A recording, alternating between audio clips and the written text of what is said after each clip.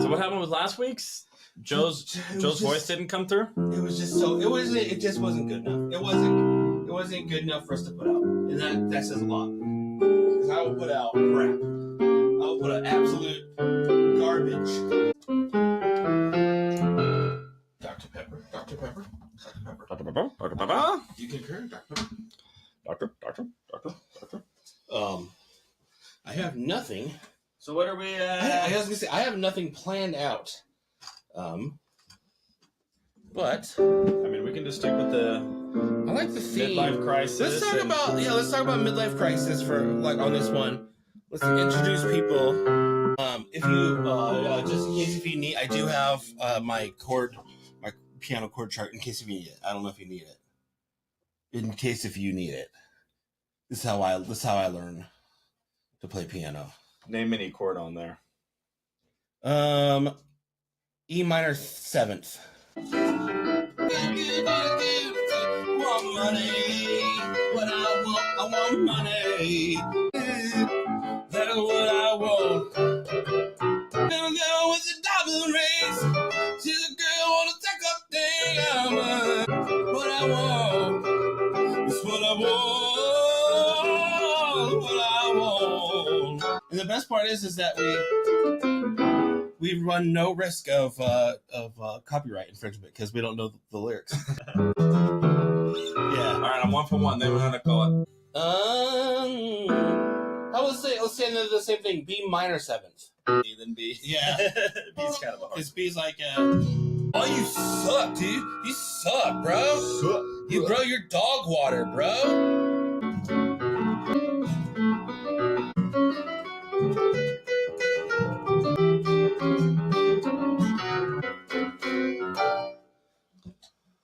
And that's a piano. What was it?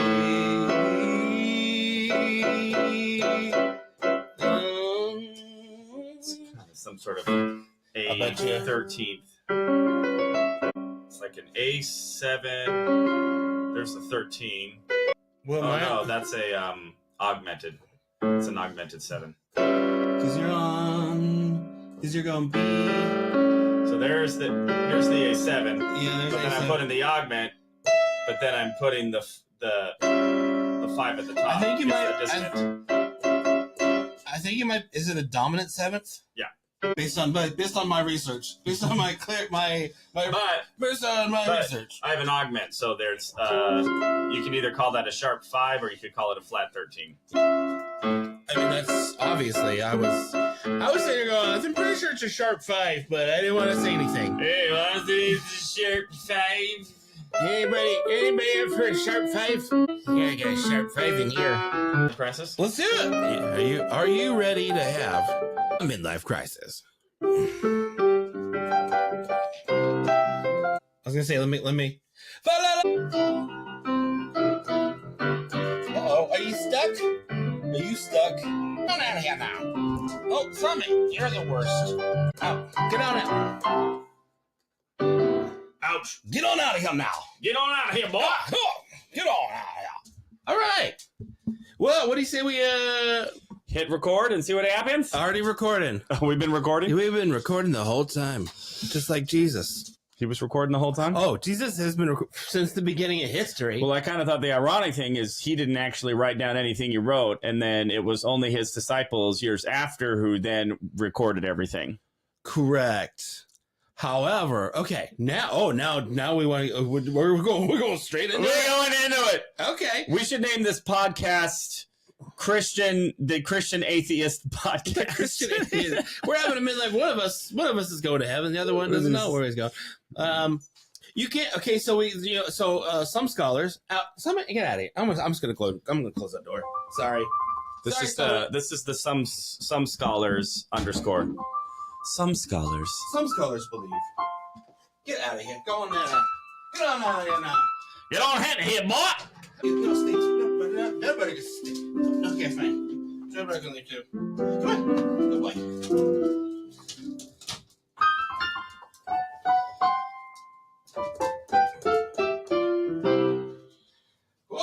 should we start over? No, let's go. Hey, you want to have a midlife crisis? Let's have a midlife crisis. Let's have a midlife crisis. Okay. We're getting old. What's the song that every middle-aged, well, not older man sings at karaoke? The one, the Frank Sinatra one. And I did it my way. It's like, nah, you didn't. You didn't. You had a job. Yeah, but if you had a corporate job, you did not do it your way. Every man that I see singing that at karaoke sings that with all the gusto of a man with 4 divorces. Yeah, exactly. Yeah. I did it my way. And also according to about 40,000 pages of court documents. I owe alimony. I can't remember how the verses of that go. And now the end draws near, and so I face my final curtain. And now the end draws near, of which I'm certain. Is it kind of like a major? It's like in a major. Of which I'm certain. Yeah. I did it my way. That was those chords were way too modern pop for. I'm sure they're probably more jazzy. Okay, so my apologies to all jazz musicians out there and Frank Sinatra fans because I am fully aware that I just butchered that. No apologies. No apologies. Hey, I did it my way, which happened to be all the wrong chords. I didn't know all the chords. I may seem like a piano savant, but I'm actually not. I'm not one of those. Off the top of my head, I can pop any song. Just so. I can get close. Those dueling piano. Canadian. Canadian. And I did it. Oh, Canada. Well, let's talk about our midlife crisis. Let's talk about our midlife crisis this week. You just came back from Las Vegas. Yeah, I spent 4 days in Vegas on a whim. My good comedian friend Andrew just said, "Hey, let's go to Vegas." I said, "Okay." You want what's lame about me in Vegas is I don't do anything that any normal human being associates with Vegas. Yeah, I don't gamble. Yeah, I don't prostitute myself or others. Although I did put an ad out. I only made $50. I'm just saying. I had to give a special. I'm not a drinker. I'm not a drugger. Yeah. And so I just kind of go there and look at the lights. I have a very similar take on other than I like the blackjack tables myself. Oh yeah, are you a gambler? A little bit too much. You a little gambler? A little too much. Can you count the cards? You gotta that feels high. I can. It's way easier than you think it is, but also don't do it. Oh yeah, then you get kicked out. Well, no, not even that. It's just by the time you get good at it, you've probably wasted a lifetime supply of money. Oh, that's every gambler. Like I had to kick out, and you're like watching me like how much?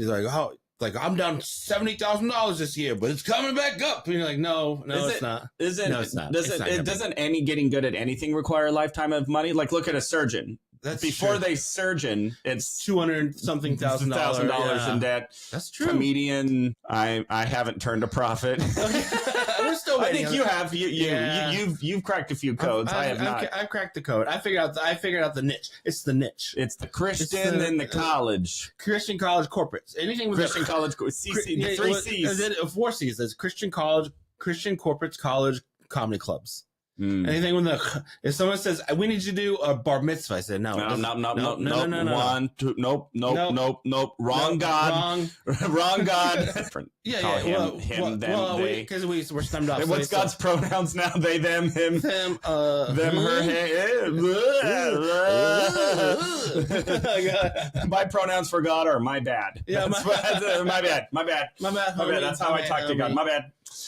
Yeah. Yeah, we were talking about religion a little bit. yeah, because there's a big thing about like, okay, so and they're right that the first recorded instances of the Bible come about 100 something years after the death of Jesus, which is correct. However, the things that are written, the earliest recordings that we have are written from Luke, who was a doctor back in Jesus' time, and he writes as when Jesus actually went up in heaven, and it was so like Luke and Acts was written by the same person, and they say that like in Acts they say, listen, there's 500 people that saw this, go talk to Jim down the road. And so it's kind of the idea of like, okay, even though our first recorded that we have is about 100 something years, they know that it was written, the original was written or told within a couple stories started originating within a decade of it happening. So right, and so this is how this is. Now they're getting to I go. All scholars, well, all good scholars, they go. Jesus existed, right? He was a man. I'm not saying deity. I'm saying he was a man. He's not saying deity. Not saying that, but all scholars say Jesus was a man who born, led a movement of religious movement, was crucified on a cross, and his followers kept at that after his death. Mm-hmm. Those are the 4 tenets, and hangs on the rearview mirrors of a lot of Catholics. Yeah. This is where I get. This is why I have the disconnect, is because I grew up Protestant. My dad, but Catholics, they don't even go to Jesus. You know that? Like, they go through Mary, right? Yeah. Yeah, you can, by the way, do whatever you got to do. There's things you can tighten the thing. I'm going to slowly go. Our ratings will go up if my face is concealed. Look at our ratings. They're jacking up. Do you see them right there? Look at the likes. Look at the likes. Yeah. And I'm just going to hide behind here. So we're going to call this the Ashamed podcast. What were we talking about? Jesus? Oh, anyways, I like Jesus. My goal is by the end of this podcast to turn you Protestant. Wouldn't I need to be Catholic first? No, because I can just skip. Oh no, yeah, because I can just skip the Catholic part and be like, I'm not even going to protest this. I am not putting any decree on any door with any protesting. You don't need whatsoever. To. You don't. The decree has already been doored. Just skip the middleman. Yeah, exactly. Skip the middle. No, I'm actually going to go through the whole religious history. So I'm going to start as an Old Testament house of Judah. I love it. Following Moses. Like a Levite. Yeah, I'm going to a Levite, then I'm going to become a Samsonite. And then I swear, and then I'm going to become a checked bag. And then I'm going to become a Pharisee, then a Sadducee, and then I'm going to become Jewish again, and then I'm going to follow Jesus, and Jesus is going to be like, actually, Judaism is out. Yeah, sorry about that. We're replacing Judaism with me. And then people don't know that. This is rare fact. Ooh. People don't know this. It was so Jesus was Passover's on a Wednesday. He gets taken into custody on a Wednesday night. Mm-hmm. He gets beat up on a Thursday, hung up on a cross, died on a Friday, resurrected on a Sunday. But on Saturday, he's saying, "I did it my way." Yeah. But he probably used the right chords because he's the son of God and all. He's the son of God. He didn't do these watered down pop chords that I'm using. Yeah. This pentatonic scale. What do I look like, Britney? I did it my way. Is it major? I don't know. I did it. Ooh. Feels like it should be. Yeah, it's major. Baby, how was I supposed to know? I'm also going to play along with this. And now I owe money. Oh, baby, this alimony's killing me. Oh, because my loneliness is killing me. And I must confess, I do believe, I still believe. The minute I lose my mind, give me a sign. Give me maybe one more time. Hey, that was pretty close. No, not bad. Not bad. Wrong key though. Definitely the wrong key. No. We sounded great. It's way too low. We sounded great.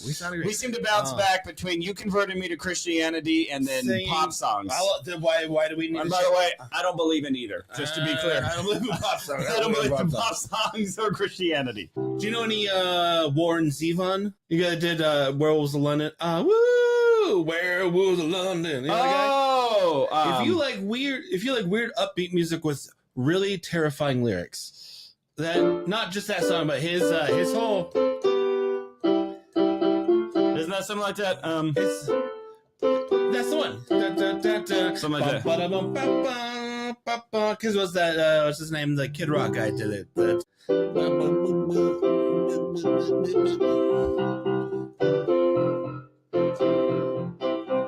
It's close to that. I'm not quite there, but yeah.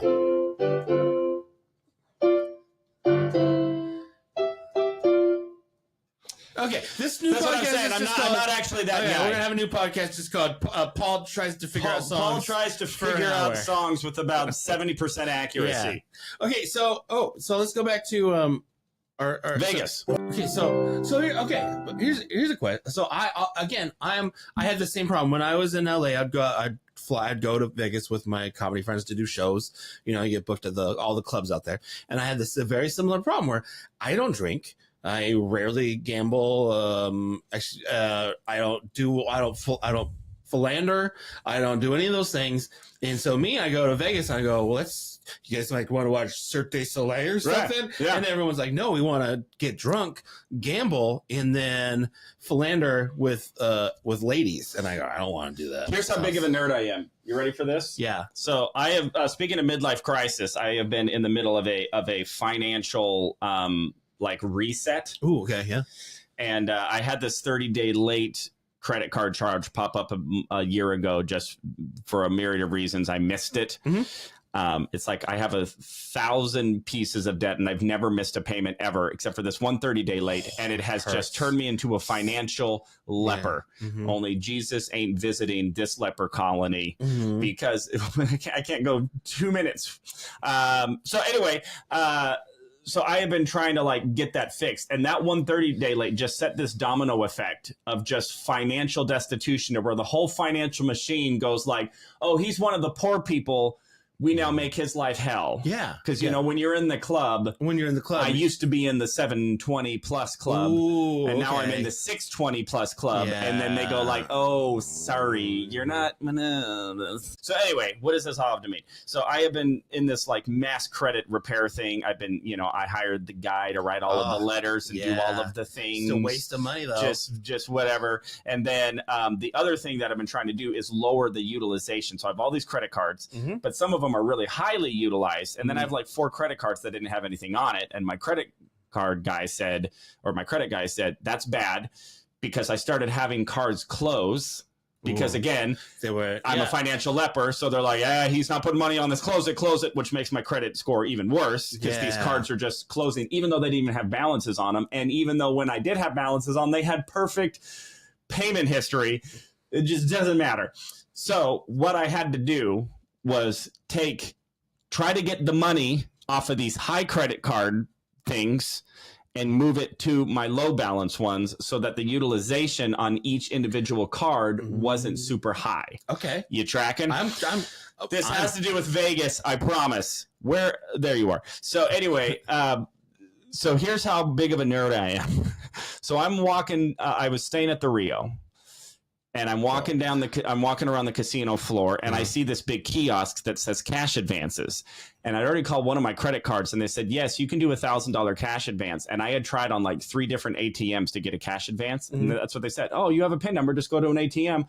Boop, boop, boop, boop, boop. And I would do that, and the ATMs would go boop, boop, boop, boop. No. Yeah. But I'm this is Vegas. I bet you they've got this figured out on how to get cash out of a credit card. Because it's Vegas. Because it's Vegas, and people gambling their money away, and they go well, I got a credit card. I'll put a credit card. Yeah. So I put a credit card into the machine. I typed in $1,000.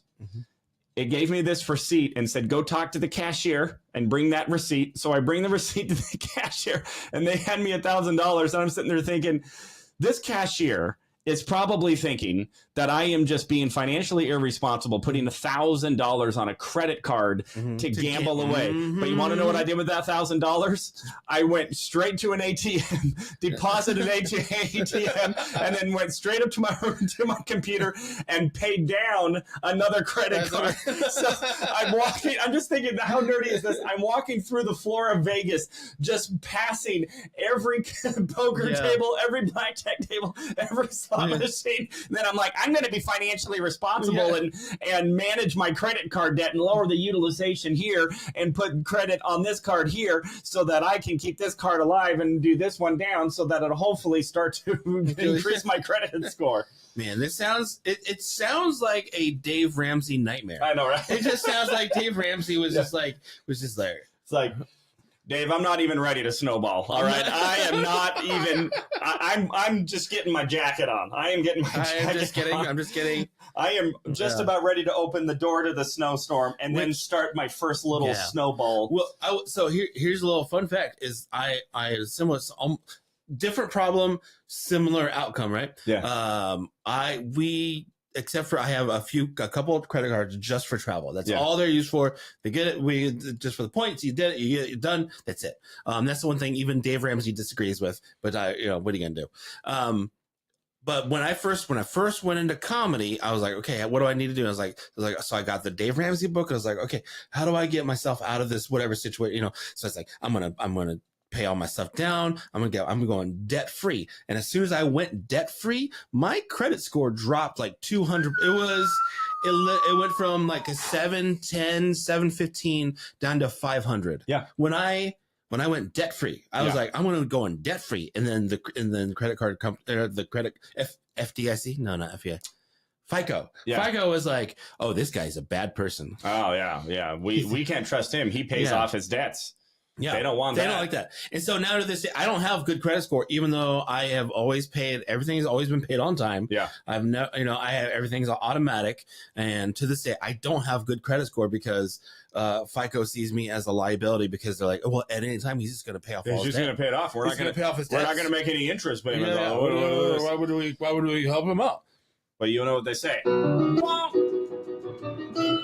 Anyways, hey, I got that one right. That's a good I got that one right. I think those are the actual chords. It might even be the right key. My favorite. We should just keep doing like just once in a while, just go into and then like just go right back into. Somebody wants a full song. I got you, Dr. Pepper. Oh, thank you. Dr. Pepper. A complimentary beverage. Dr. Pepper. Brought to you by diabetes. Oh dear. Ooh, that one almost ended up on the carpet. Oh no, I'm so sorry about that. I got it in time. That's okay. That was a quick draw. It'll make the carpet cleaner than it is. The soda will. Here's a midlife thing. Because we got dogs, and so I was like, oh, how much would it cost to send this carpet off to go get cleaned? Well, $200 something to take this carpet, 5x8 carpet, to a place to have them do the cleaning thing and all that stuff. I can buy a new one for $20. I don't know. I don't like it. I don't like the idea of so many wasting. Weird scams like that of like how much things cost versus how much they should cost versus like just fixing it versus buying a new one. Fix it. They say what they call it planned obsolescence. Right. Plan. Yeah, all the software companies do that. Not just software. Lights, if you in a lot of the newer lights, they actually have chips or like little things that are made to break before the LED will run out. It's true. Sorry. You just made me lose faith in humanity there. Yeah. I have no faith in humanity. That's why I have faith in God. And let's bring this. Tell me about it. I was trying to think what song that is. Oh no, I was just underscoring. Okay, here we go. This felt like let's take it back. Let's take it back a second. Right? This felt like a monologue about your faith in God. Say it again. Okay, and I just don't have faith in humanity, but I do have faith in. I have faith in God. When life gives you lemons, they say to make lemonade, but I say nay. When life gives you lemons, there's an olive branch. And who's on the other side of the olive branch, you say? It's Jesus. He's reaching out to you, Paul. Or should we call you Saul? Cry out to him. Cry out to Jesus. And you let him know that in the end, He's gonna be there. That apple,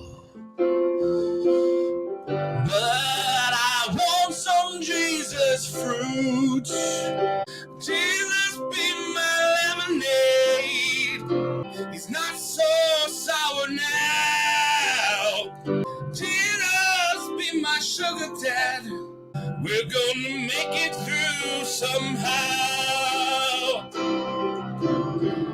I'm gonna set up a little stand on the corner.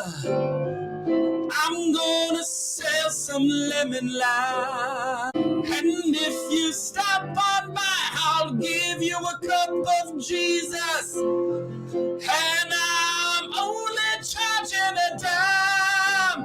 Jesus be my lemonade. Jesus be my lemonade. I said, Jesus be my lemonade. I say I'm down on my knees. I give that lemon a squeeze. I turn that lemon into wine. Anyway, so my FICO score, Right. it's been sitting at a pretty low number, and the thing is, I don't know how to raise it. Yeah, so Dave Ramsey, he gets all mad at you, but you were like, what are you gonna do? So you don't have any more credit cards? They say to get more or less, but it doesn't make financial sense, to get more credit cards. Here's what you do. Okay. You get a credit card. Uh-huh. You get whatever your recurring thing is. Your Netflix, your utility bill. Yeah. Just that. Oh, yeah. something on a recurring. Yeah. And then you set it to pay off the balance every month. Uh-huh. So every month it goes up. It goes down. Oh, no. And then boom, boom, boom. So you do that. That's, by the way, I've never done that, but that's what I've been told. Say to do. That's what they say. No, I have done everything the wrong way. And so I'm not doing what I just said. But it's really easy to give good advice. It is. I am so good at advice. Uh-huh. And if Can I give you some advice? I think that you should give advice. Oh, that's a good idea. Yeah. Have you ever considered giving advice? I have. Yeah. Can I tell you that you're really good at this advice thing? So I think that maybe you should. Have you ever thought about being a life coach? I actually have. I was a life coach. You want to hear a true story about how I became a life coach? Yeah. This is a true story. So I was in a Toastmasters group back in Pasadena. It was actually, we met in Burbank, and we met at the Warner Brothers Studios. You want to know why I chose? Okay, this story is going to be a lot longer than I thought it was initially when I entered into it.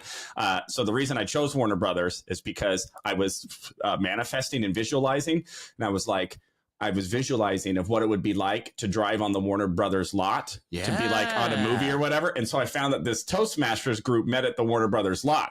Mm-hmm. So I signed up for it just so I could drive to the Warner Brothers lot every week. Love it. I actually never ended up filming on Warner Brothers yet. So anyway, so I go to this Toastmasters, and there's this incredible woman in there. I won't say her name just in case she doesn't want me to mention her. Mm-hmm. And she was Sheryl Crow was there.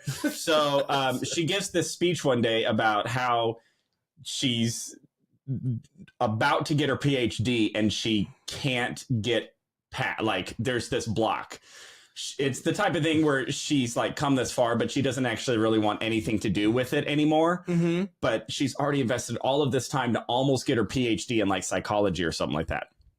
And I'm listening to this talk or listening to her talk, and I'm going, I think I can help her. I'm seeing some blocks. I see some blocks in here. And I feel like she just needs somebody just to kind of be like, hey, what are we doing here? So I called her and I just said, hey, Megan. Oh, I said her name. I said, hey, Megan. Hey, Sheryl Crow. I won't say her last name. Megan Crow. So I said, hey, Megan, by the way, I think that I can life coach you into getting your PhD. But let me just tell you something. I don't know what I'm doing. You've been far more successful in life. I'm definitely not qualified to do this at all. But I still think I can help you. Do you want me to help you? She's like, yes. Mm-hmm. So I said, cool. And then I just started talking her through this PhD thing. And the first thing I said is, well, just tell me this. Are you going to get the PhD or are you not? And she goes, no, I'm definitely going to get it. I'm like, because you could totally say no, because if it's not actually a priority, then I say F it and go do what you want to do with your life. Who cares if you're on the 5-yard line? If it's just not important you to pick up that football and go the final 5 yards, then don't do it and go do what you want with your life. Yeah. Is this holding you back from anything else? And she goes, no, not really. She goes, but there's just, it would just be absolutely no reason for me not to just finish this thing. I'm so close. And I just said, cool. What is, if you just went full bore, what is the absolute fastest you could theoretically get this thing done and just get it over with? I mean, just assuming everything goes well. And she said, oh, probably about 6 months. And I said, cool. So what is the absolute next thing that you have to do to get this? And I just talked her through this. Yeah. And she said, well, I need to finish this thing and submit it to whatever it was. I was like, cool. Are you going to do it? And she said, yes. And I said, when? And she said some date. I'm like, cool. I'm calling you on this thing. Yeah. And I life coached her. And then footnote about ended up taking her about a year. Mm-hmm. And she got her PhD. She called me and she got her PhD. Yeah. And and I charged her nothing. And who do we have to thank for that? You. Jesus! Oh wait, I thought he took the wheel. All right. Yeah, he took the wheel. No, yeah, but it I also lived out in that area. My favorite place, I lived over in El Monte, Temple City area. From when I first moved there, my favorite place, it was a life coaching center that was in a burned out trailer. And it said still open.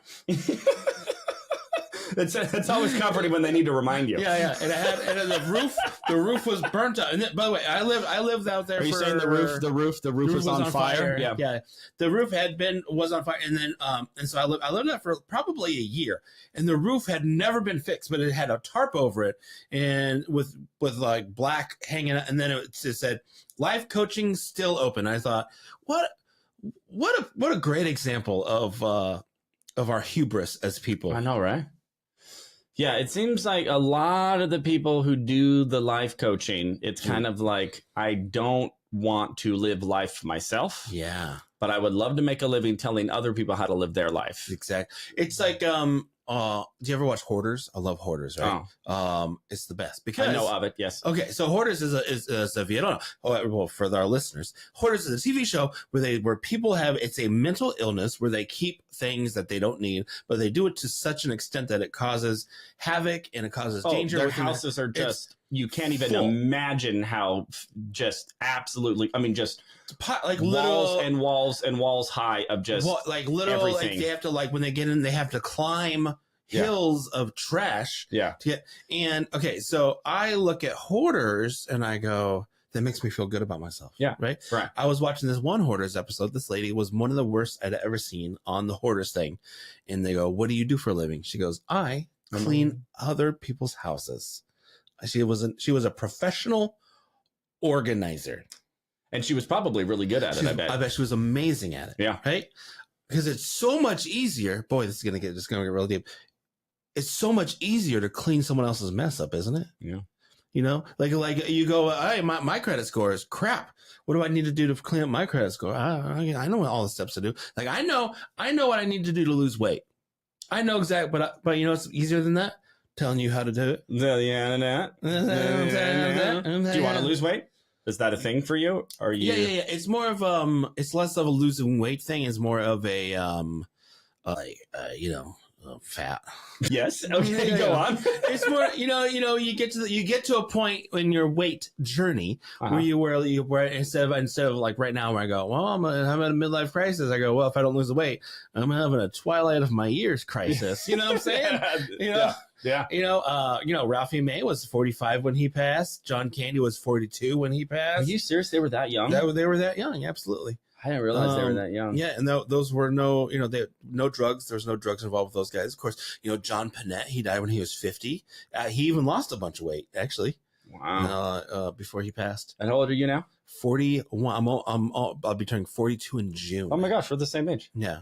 I'm 1 year older. I turned 43 in June. Oh, right, I didn't know that. Okay. What day? 28. Are you effing me right now? What's your birthday? June 28th. Are you freaking kidding me? We are June 28th. We just discovered this. Midlife crisis. Just so you guys, this is not a bit. No, this is not a bit. This is not a bit. This is an actual. Hold on. We are going to do evidence. Oh, I didn't mean to make you get up. Oh no, I don't have it on here.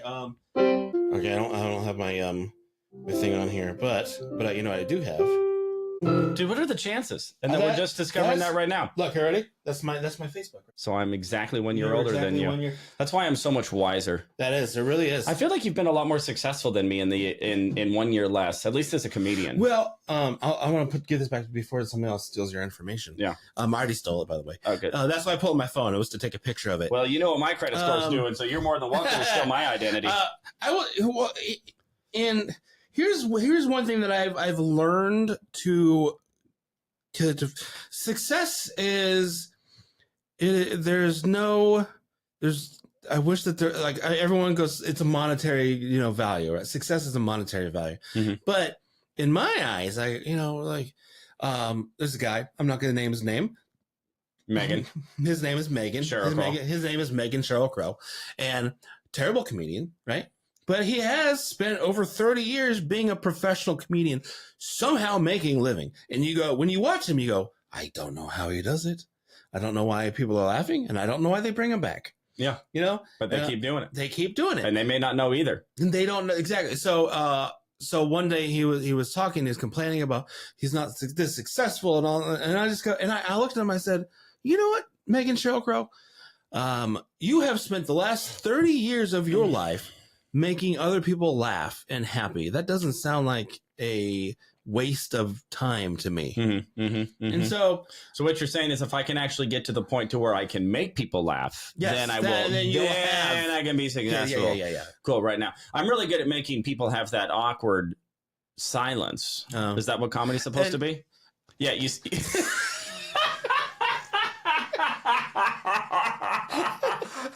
Well, oh my gosh, I thought I was in the clubs. Wait, that was supposed to be the laugh pot. I did this open mic in Vegas, and I did this one punchline or what I thought was a punchline, and it was the type of thing where there was a delay, and so I just kind of said, all right, I was pausing for a punchline, and you were all pausing for something funny to happen. I've said this before, and I will say it again. I'll say it again. Your success as a comedian is only dictated by your location in life. Okay, that made it worse. Can we define it some other way? If you lived in a different place, you would be more successful. What do you mean? I think like Billings, Montana. No, Salt Lake City. If I lived in a small town with only one club. If you lived in Salt Lake City, I think that you would be crushing it. Why is that? Salt Lake City, and I was just out there. They have one of the most robust, and I mean this. They have one of the most robust improv and live theater communities I've ever come across. Mm-hmm. And I even said I came with a T, across. Okay, across.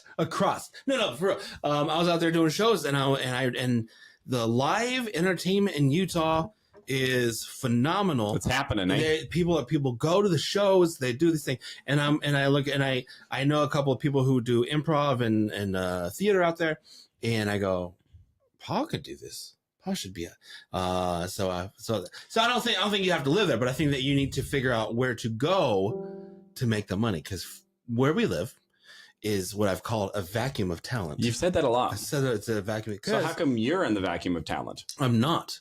I live in the vacuum, but I sneak out. You suck. I suck. I suck so bad. They kick me out. You reverse the vacuum and spit it out. Yeah.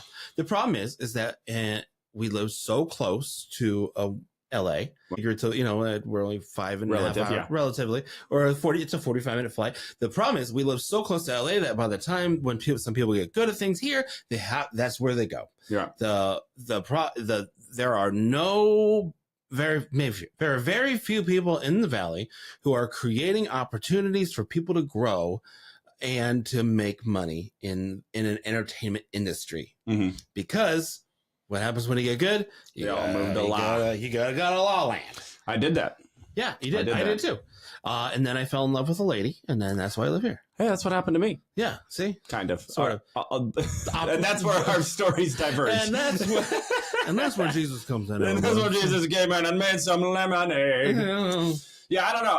I've thought a lot about, moving, and I'm in a interesting spot because I could literally move anywhere theoretically in the world, because I still have a day job, and people will say all the time, don't quit your day job. And I didn't. Thanks for the advice. I wasn't going to anyway. Wasn't. Hey, Paul, can I give you some advice? Your day job, quit it. The problem, Paul, is that you have a safety net. I know. Then it gets into that whole thing of like, oh, do I need to be like the Vikings and burn ships or whatever? And I'm going, well, it didn't turn out well for the Vikings or those who they were plundering in that scenario. Yeah. Again, this is my opinion. Take it freely, throw it away. I don't care. Just like Phoenix is a vacuum of talent, there are very few opportunities. There are more opportunities now to get your things out there. There are less opportunities to get paid a substantial amount of money to do it. Right. And it's very like TikTok. You can have 1 million followers on TikTok and make $78 a month. Yeah. And they go, I had that problem where people, I was talking with these people who wanted to manage me or whatever. And they go, we'd like to manage you. And I said, I would love you to manage me. People who could take my career to a crazy level. And they go, but you need 1 million TikTok followers. And I go, but that doesn't, there's the analytics of that make no sense because TikTok is stupid. Right. Congress. That's just for the TikTokers. But yeah. I don't know. And again, it's the whole midlife thing where we go, okay, who's your audience? Right. If it's ex-Mormons, Salt Lake City. Right. There's a big contingency out there. It's really funny you say that because speaking of midlife crisis, I'm also in a comedy crisis. And so I was up in Vegas, as we had talked about. I did a couple of open mics. One open mic I probably killed as hard as I've ever killed. Yeah. But the reason I killed was a few unique factors. Number one, I did no material. Oh, okay. Number two, I happened to follow 3 very funny but very loud, opinionated black comedians. Ooh, okay. Who did a whole bunch of F the police and F white people and F bald, white, middle-aged white people, and were like also just killing in this. And there's a bar, and it was like 1 a.m., but there was still an audience there, and it's kind of this Vegas, underground. Right? It's Vegas, and then it's me, I'm going. There's no way in heck, I can get up here and be like, so airport security. So I just assumed the role as the hated white guy and just started riffing off all the comics, and I just had so much fun. And what I am learning about myself, we're going to talk about me now. Okay, right there. Is I have never killed to that level with anything I've ever written. Yeah. I've had good shows. I've had less than good shows. Maybe sometimes it goes a little bit better. But I've never blown the lid off any place ever. Yeah. And I'm going, I want to be a killer. How can I generate this level? I mean, because I had this whole bar just rolling after they had just pretty much said like I'm the most evil person, and I was the most fun I ever had. Yeah. I mean, not ever, but I mean, it was so much fun doing that. I'm going, that's missing in my comedy. There's what's that thing missing? A long time, probably 10 something years ago, I had one of those moments where, I was like, I had this one show at this one place where I was doing good. And I was still I was working almost full time at comedy. I was like doing pretty good. And then I had this one show where it just knocked it out of the park. And I go, what was that? Right. What was that like? Because if you're people listening, when you do comedy, it's like catching lightning in a bottle. Right. You go, how do I do that again? Right. And then Zeus just won't give it to you. Sometimes you just want and you have to look at it. You go, objectively, what do I need to do in my act to fix that thing. What I had to do, this is a long time ago, I had to throw away every joke I had ever written at that time. Yeah. Because I said, that's the response I want to get. The things I have are not getting the response I want to get, which means that the things I have are not good enough to be a solid act. So in my defense, I also just watched the Jerry Seinfeld comic thing where he was like 2 or 3 years into comedy, and he goes, well, I didn't like it. I said, what do I need to do? So I threw away everything I had. Yeah. And I started over, and I was like, that's it. That's the answer. That's not the answer necessarily for you, but that is, you have that moment where you go, what do I need to do to get to that thing that I want to get to? Right. How do I climb Everest without becoming green boots? It's a very deep cut there, but yeah, I didn't catch it at all. But in context, I understood what you were going for. Yeah. Green boots is a guy who died a long time ago on Everest, and he became a landmark for failure. Yeah. So. My last name's Green. So anytime I wear boots. So, and it's so funny you say that, because all week I've been talking about, like, I think I need to completely start over, and not only start over from getting rid of my jokes. It's like, I need to start over in terms of persona. I need to what lane am I going to go? So my buddy Andrew, who was the one who told me to come meet him up in Vegas in the first place. Very, very funny, very successful stand-up comedian. And he's hit a bunch of milestones that I've only dreamed of, and honestly don't even exist anymore because I can't get on the Letterman show. And so he was there. He saw me kill. And so in the parking lot, he found like, dude, wow, that, because I don't think he's ever even seen me do that. Yeah. And the reason he's never seen me do that is because I almost never do. Yeah. Because again, my material does not have the teeth to elicit any audience to that level of emotional response. Yeah. So I kind of just said, hey, can you help me with this? Do you see it? Like, did you see it? See what happened? He goes, I saw exactly what happened. Yeah. And you go, can you help me? Nope. He was the opposite. He's like, I absolutely can. Oh, great. That's way better. And we'll see. And by the way, Andrew is a life coach, and he lives in a burnt out trailer. Yeah, the burnt out trailer. So anyway, but he's been just talking about, well, the first thing you need to do is you need to decide, are you going to be a clean comic? Or are you going to be a subversive comic? Mm-hmm. Are you going to be Bill Burr? Or are you going to be Jerry Seinfeld? Yeah. You're going to be John Mulaney? Or are you going to be Jim Gaffigan? Right? Yeah. Mm-hmm. And I'm trying to put it back on him. I'm like, I need you to coach me. Who do I need to be? Yeah. You know what I mean? Because I'll be whatever I need to be. Right? I mean, because I can be both people. It's like, I was a clean comic for the first 7-8 years of my comedy career. And most of the stuff that I still do, I can very easily make clean. Yeah. Even, all the material that I did last year, which last year already was a pretty big shift from what I was usually doing. It was the most honest that I ever written. And I really started writing about me getting out of this relationship that I was in that was really traumatic for me, and calling the suicide hotline and stuff. And I have whole bits about that. I'd never been that honest and that dark. I'm kind of now ready to move on even from that. Yeah. And I'm actually ready to move on from everything and just say, you mean life? I am ready to die. But it's like you said, it's like, throw all that material away, throw all of my clean material. And it's like, I already have like clean comedy shows booked. It's like, I know I can always show up to those. Yeah. I know what they need. Yeah. I can pull that material out. But in the meantime, it's like, I got 5 shows this weekend, and I'm half tempted to riff all of them and start over. Yeah. Are you over at the JP's? Yeah. I didn't want to, because this won't come out before the weekend. I just want to.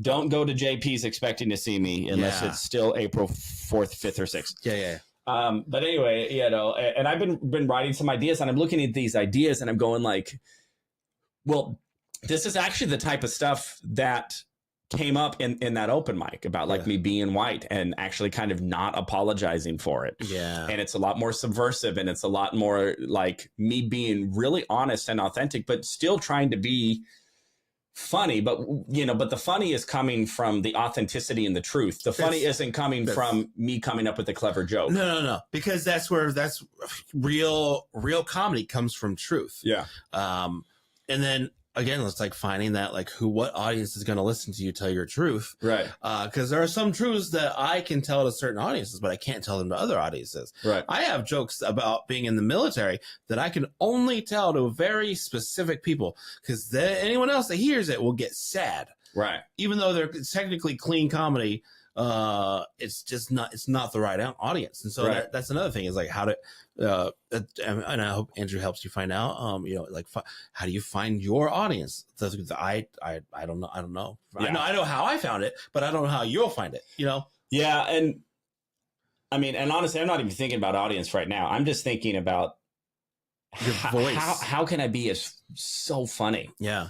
And I'll see it, even at JP's, JP will usually have 5 or 6 comics on a lineup. I'm never the funniest. Yeah. I never kill the hardest. I'm never bad. I'm not trying to be like I'm up there bombing and crickets and stuff like that.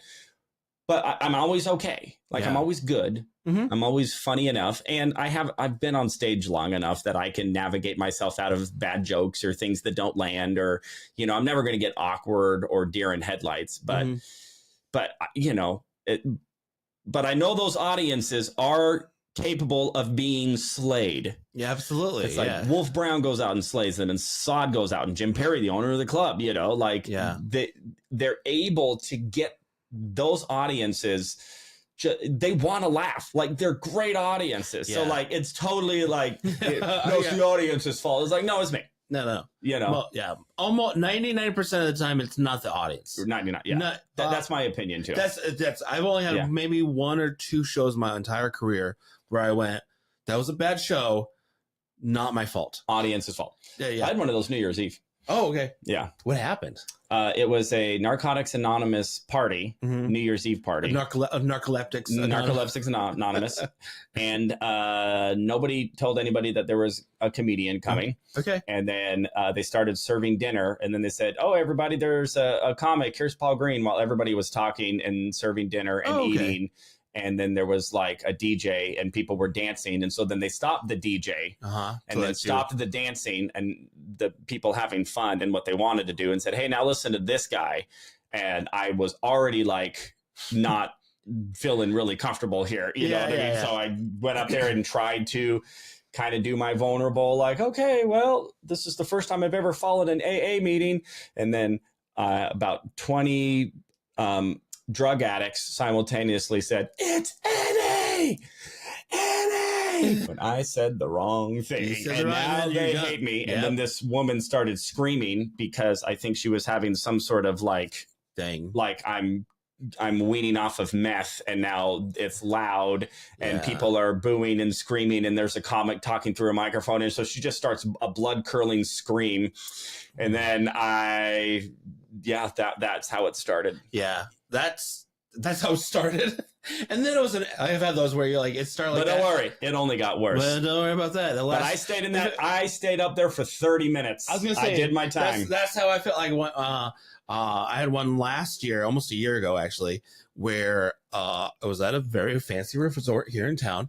They hired me to come do the show. Oh, of course. It was a very nice show, whatever. I was dressed up appropriately, everything. I didn't find out until I got there. Well, I didn't find out until I was on stage, because I get on stage and then it's a huge room, maybe 500 something people. It's very, very fancy. And I'm telling jokes. Nobody's laughing. They're just looking at me like, what's happening? What's going on? And then I was like, what? Okay. So I was like, what is going on? I kind of talked to these. I found out it was an international award ceremony. They didn't tell anybody there's a comic coming. So international award ceremony. Every single table was like a round table like this, but much bigger. And from different countries. Every table was a different country. Most of them didn't speak English. They had one person at the table who would translate to the rest of the table. All this to say, and it was 10 o'clock at night. All right. After they had eaten dinner, had dessert, and were starting to drink. And on top of all this, they had been in this room since 7 a.m. that day. Oh, perfect. And perfect. That was one of those. And then that was one of the moments where I almost quit comedy. Like, and this is a year ago. It was so bad. And I had such a bad and I almost was like, do I just get, is this it? Is this it? Is this the knife? This is the knife that kills me? Yeah. And then it took a couple. Honestly, it took a couple weeks, and it was really really bad for my mental health. But after a couple weeks, and then like just that the realization was like, oh, you know what? You know whose fault it was? Yeah, it was on about 4 other people. Who any one of those people who could have said, comedy's a bad idea, guys. Right. This is not a good idea. Right. We should have a magician, or a hypnotist, or somebody who is a lower entertainer than a comedian. This is what I say. It's really fascinating, and I think we probably take it for granted because all we do is comedy. Yeah, and so we know all of the elements that need to go into making a comedy show work. Yes, and the regular event planner, they don't know those things. They have no clue, and they just think comedy equals entertainment, and then entertainment is just. Because there is entertainment, it will be good. Yes. And no other factors need to play. Oh, well, we have a stage and entertainment, so entertainment will happen. Yeah. And we also need food, and and we also are. Yeah, they go all these things. And then this is one of the things. If you are a comedian listening, or this one's for you, when you're doing corporate shows are such a different beast. It's a whole different beast. Totally different beast. When I learned after that, because I'd done a lot of corporates before that, but that was the worst I'd ever had. And so I learned after that, I was like, it's in my contract that I'm going to speak to the event coordinators, and I'm going to speak to the company that I'm doing the show for. Because I spoke to the event coordinator beforehand, and she didn't really. She was like, oh, it's just a show. I was like, okay, cool, whatever. Then I was like, I'm going to speak to the company ahead of time, and we're going to go over what makes a successful show. And once I did that, we were good. Like, I just did an event, last week I was in Utah. The weekend before I was in San Francisco doing a big event for the veterans, nonprofit organization. And we did that. We said, hey, what do we need to do to have a successful show? Right. And we went through, lights are down. These things are the bands, all these things. We hit all those things, crushed it.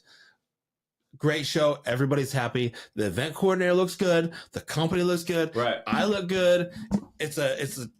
I punch things. You punch things. And what's funny is I've done so many corporate shows because I was with this improv troupe in Mesa for years and years and years. Did hundreds and hundreds of corporate gigs.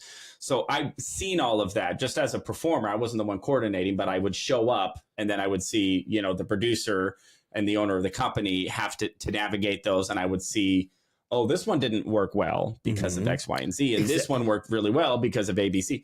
And so the only reason that New Year's Eve gig, what had happened was, so this comedian friend of mine who lives in San Diego, but he comes to Phoenix, and I'd met him in Phoenix.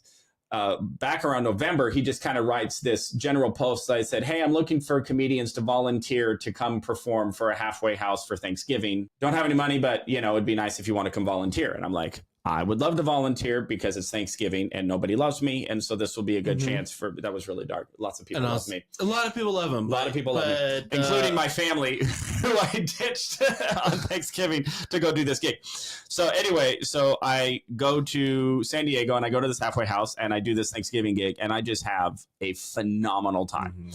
And for what it was, they did the best possible job to put it together, which was, it was outside.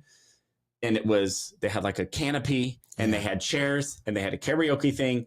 And it was after lunch. Yeah. You know what I mean? It was like 3-4 p.m. And then it was like, hey, everybody, if you want to watch the comedy show, go sit in these seats. Otherwise, don't go over there. Yeah. If you want to be in a tryptophanic haze, go inside. If you want to watch the games or you want to watch there's another place to do that. So it worked out really well. So the guy who booked me on that show, because I did so well, so then he messages me and says, hey, I got this New Year's Eve gig for the same, the NA community. And I was like, oh, yeah, I love this. I had an amazing time with them. So I foolishly assumed that because he had booked this gig, that he had done all of that sort of whatever. And it turned out he didn't. He was actually just doing a favor for this sort of chapter of the community, of the NA community.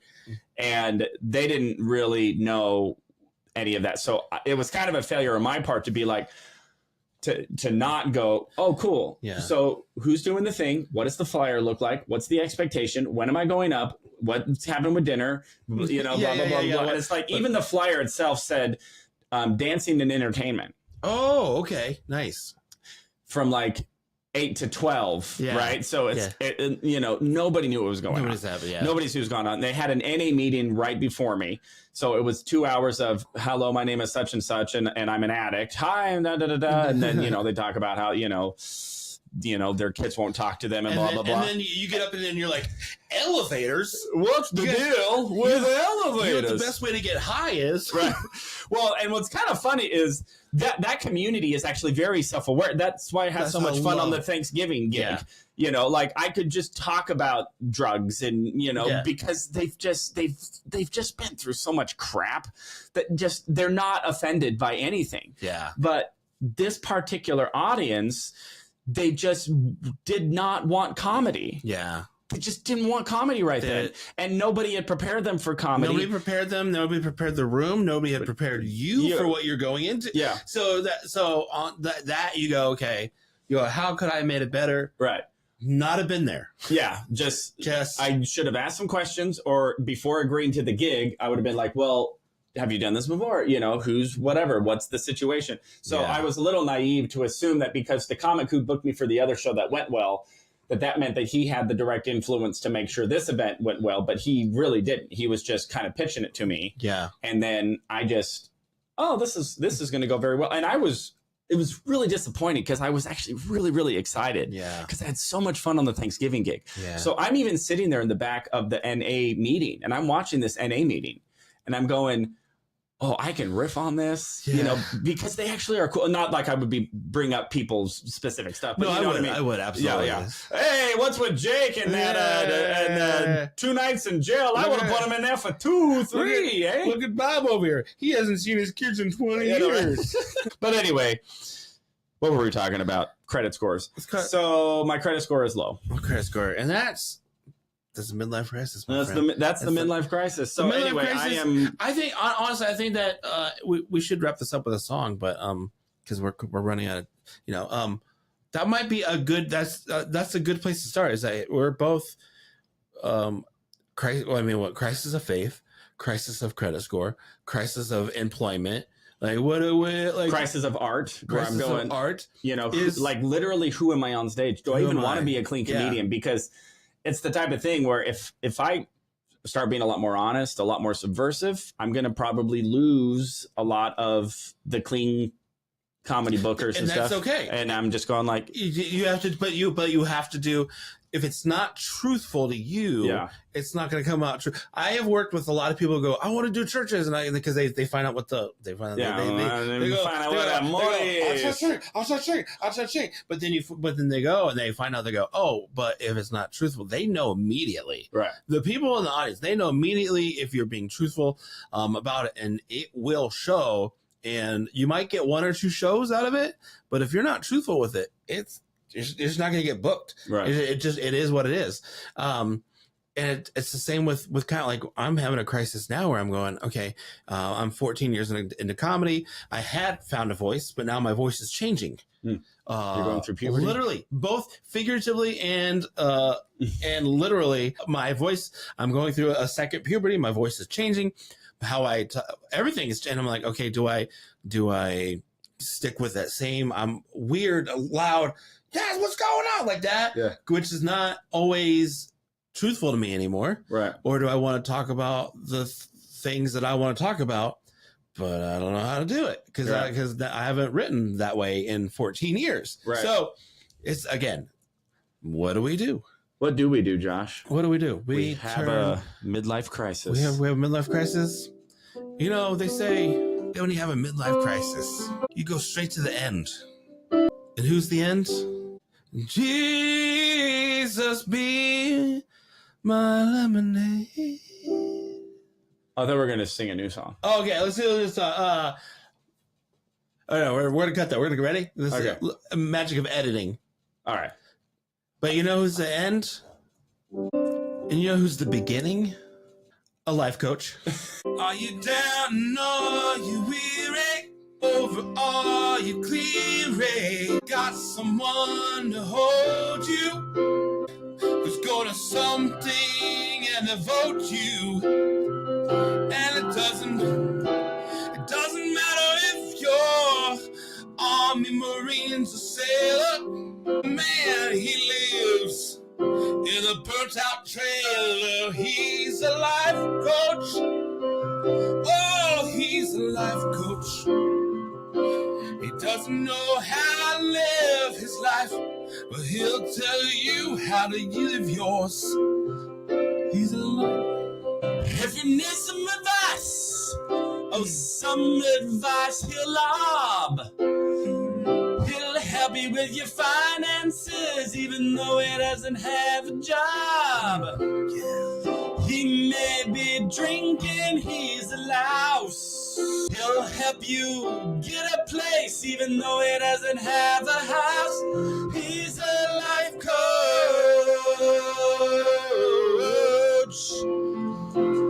He's a life coach.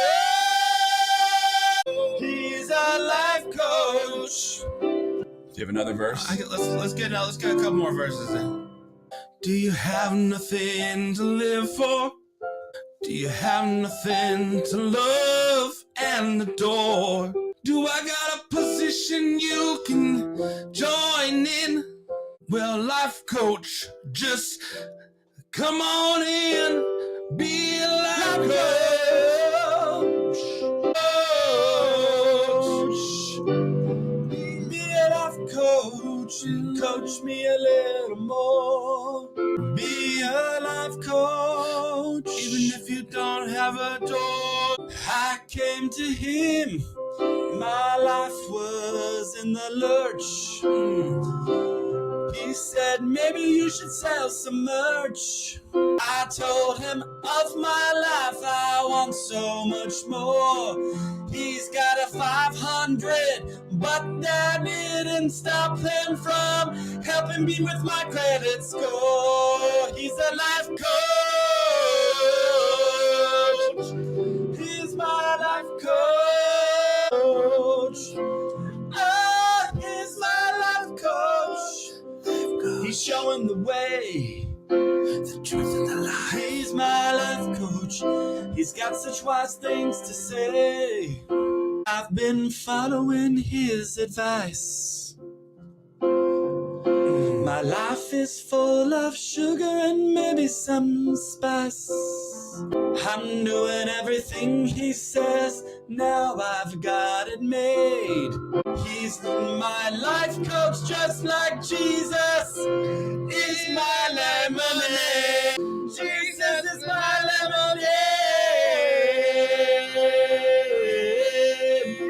And isn't it ironic that Jesus was also homeless most his life? But he walked around, he would coach people on their life. Just like a man with a roof that is torn down, he would coach me with his healing sound. Jesus, be my life coach.